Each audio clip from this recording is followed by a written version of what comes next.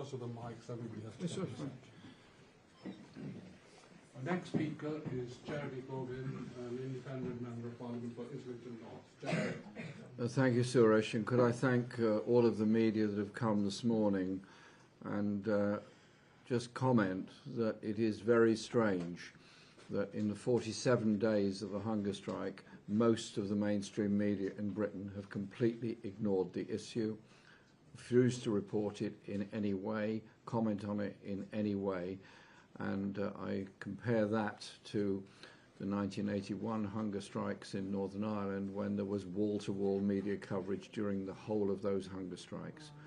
I also have supported and represented constituents and others that have taken hunger strike action in the past, and even during the period of a Tory government during the 1987 election, I was contacted directly by the then Home Secretary. Those days the Home Office was responsible for prisons, in order to ensure that an appropriate meeting took place to bring about a resolution to those particular hunger strikes. I contrast that with the behaviour of the Ministry of Justice and the Prime Minister's office in relation to the current hunger strikes that are going on. You've heard very, very powerful testimony from the families this morning, and from the lawyers, and from a very senior and very well respected doctor as the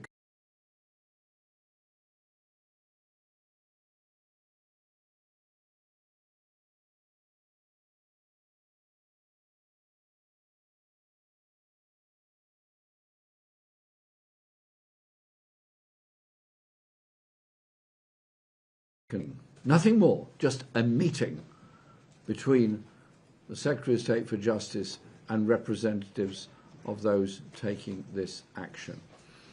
The Minister of State responded bluntly no to me, and some of his colleagues, to their eternal disgrace, laughed at the strength of his response. I find that contemptible. I find it contemptible that members of Parliament should derive some kind of amusement from a minister's obdurate refusal to carry out his own responsibilities. Shame on them.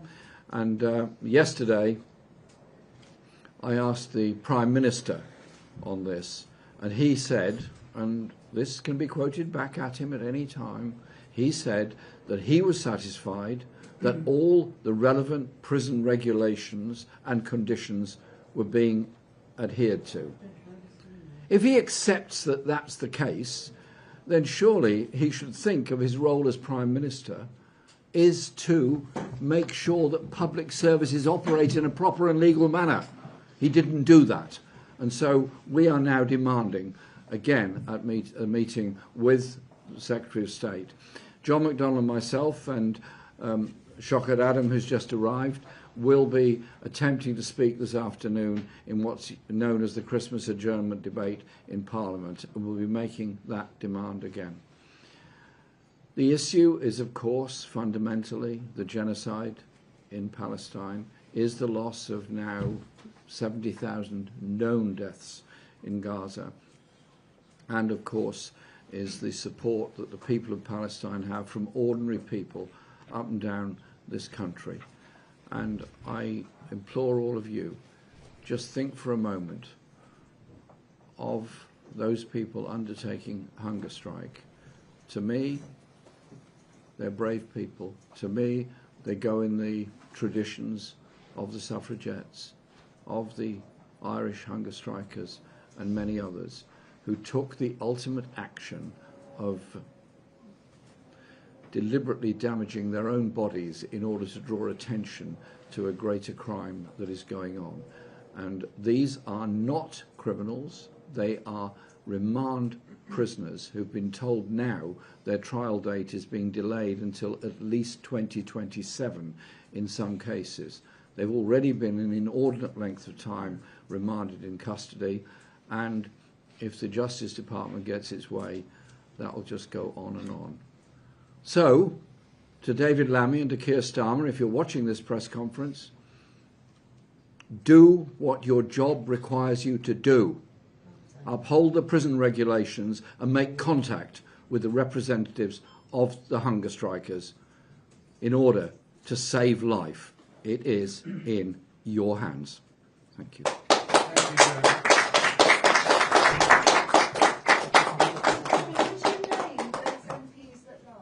Sorry? Could you name those MPs that lied? Just trying to finish this. No, I can't. Jeremy, please don't. We could sort this out later. I just want to finish this. John, do you want to just comment here? Yeah. Our next speaker is John McDonnell, Member of Parliament for Hayes and Harlington. Just very briefly, because you've... Shahmina Alam is a Member of Parliament for Leicester. Okay. John? Just very briefly, I'll run you through the parliamentary interventions that have taken place so far, because it's quite important to recognise the scale of representations that have been made to the David Lammy in particular. We've used every parliamentary device we possibly can. We tabled an early day motion at the beginning of September, simply calling for David Lammy to intervene to review the treatment of the prisoners. Over 50 MPs signed that early day motion. We've then held meetings with the families. We've written on numerous occasions now. We put a letter together of all those MPs that were at that meeting. There were over 10. It took David Lammy 9 days to respond to that letter. So as a result of the lack of response, on a daily basis, various MPs have been raising points of order, Jeremy, Absalom, Begum, myself and others. In addition to that, we sought a meeting with David Lammy directly. There was no response, exactly as the lawyers have said, there was no response whatsoever. Some of us were around in 1981. I was a GLC councillor,